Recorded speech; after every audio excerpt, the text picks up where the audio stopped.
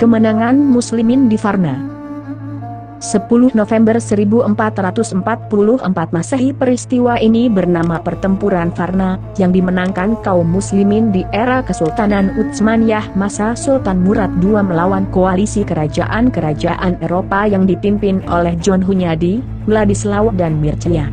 Dalam kitab Ayamun Latunsa, jumlah kaum muslimin adalah 40.000, sedangkan pasukan Eropa sekitar 50-60.000 tentara.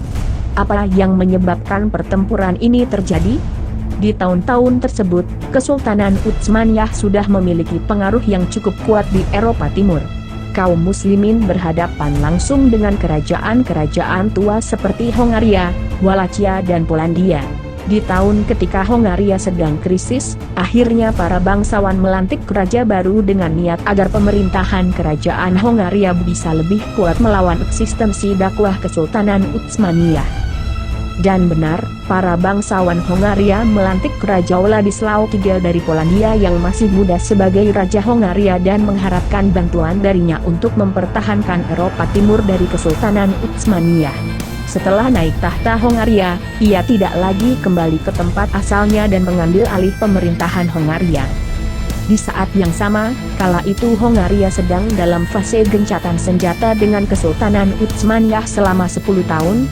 Sultan Murad II kala itu menjadi pemimpinnya, menyepakati perjanjian damai sementara karena beliau fokus melakukan penyatuan negeri Kesultanan Utsmaniyah dan melakukan konsolidasi dengan beberapa kabilah Turki juga Emirat Karaman di Anatolia. Di tahun 1444 itu pula lah Sultan Murad II memutuskan untuk pensiun dari kursi kesultanan. Beliau mengangkat putranya, Mehmed II, kita mengenalnya sebagai Muhammad Al-Fatih, sebagai sultan di usia yang masih belia, yakni 12 tahun. Pengangkatan Mehmed II tentu tersiar ke berbagai negara, karena kekuatan Utsmaniyah merupakan energi besar yang tidak dapat diremehkan. Nah, meskipun begitu, Hongaria seperti mendapatkan angin segar untuk melakukan penyerangan. Mereka tahu Sultan baru bernama Mehmed II itu masih terlalu muda, itulah kemudian yang membuat Hongaria meminta bantuan Republik Venesia dan Paus Yutin IV untuk membentuk koalisi besar yang akan menghancurkan Kesultanan Utsmaniyah selama-lamanya. Mereka tak ingin kehilangan kesempatan emas ini. Terkumpullah 11 kekuatan besar yang bergabung di bawah kepemimpinan Wladislaw, Raja Muda Hongaria ini. Semuanya memiliki alasan masing-masing untuk menghentikan laju pertumbuhan dakwah Kesultanan Utsmaniyah di Eropa Timur. Mereka tak mau bulan sabit berkibar di kota-kota dan gerbang benteng mereka.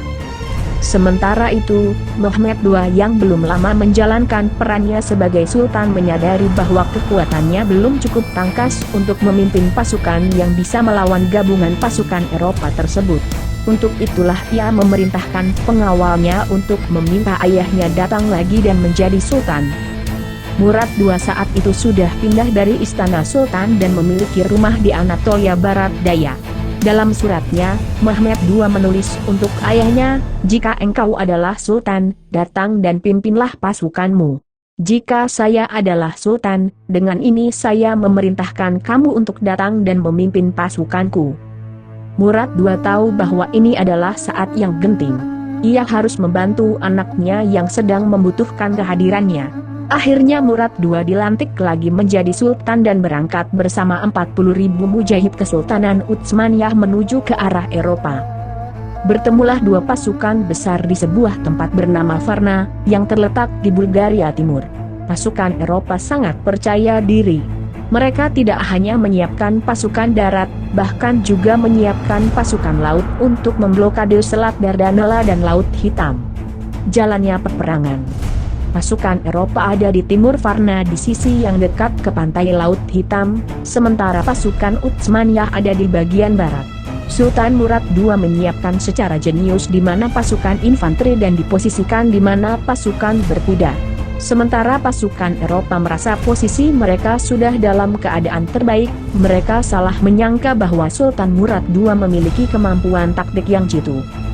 Pasukan elit Canisari ditugaskan berada di jantung pasukan Utsmaniyah, beberapa diberi tugas membuat parit dan kayu tajam untuk menghalangi laju pasukan berkuda Eropa. Pasukan lainnya ditempatkan Sultan Murad II di dataran yang cenderung lebih tinggi dari posisi pasukan Eropa. Awalnya, pasukan berkuda Utsmaniyah menyerang lebih dulu, namun berhasil dipatahkan oleh pasukan Eropa. Sekitar 2/3 durasi pertempuran didominasi dengan serangan Utsmaniyah yang berhasil dipatahkan. Eropa merasa di atas angin. Namun hal ini membuat Raja Wladislau tak menghiraukan nasihat panglimanya. Ia ingin buru-buru mengakhiri pertempuran dengan menembus jantung pasukan Utsmaniyah. Hanya dengan sedikit pasukan, ia memimpin penyerangan menuju tenda Sultan Murad. Namun ternyata kuda-kuda musuh ditahan dengan palisade dan kayu-kayu tajam yang menghalangi laju kavaleri. Mereka berusaha menyerbu infanteri Canisari dan menangkap Sultan Murad II, dan hampir berhasil.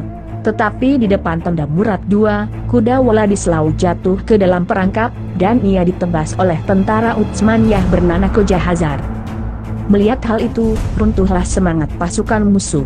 Di saat yang sama, pasukan Utsmaniyah menghimpit dari depan dan belakangnya, kanan dan kiri sehingga kerugian pasukan Eropa sangat besar.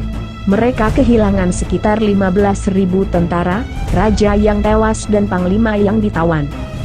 Awalnya, Sultan Murad II juga merasa bahwa tentara Utsmaniyah kalah, namun tidak sampai 3 hari kemudian beliau menyadari bahwa kaum muslimin menang.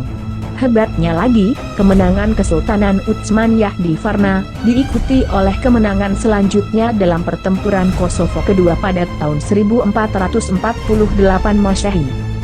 Kemenangan itu menghalangi negara-negara Eropa mengirimkan bantuan militer yang penting kepada Bizantium selama pengepungan Utsmaniyah atas Konstantinopel pada tahun 1453 oleh Sultan Mehmed II di kemudian hari.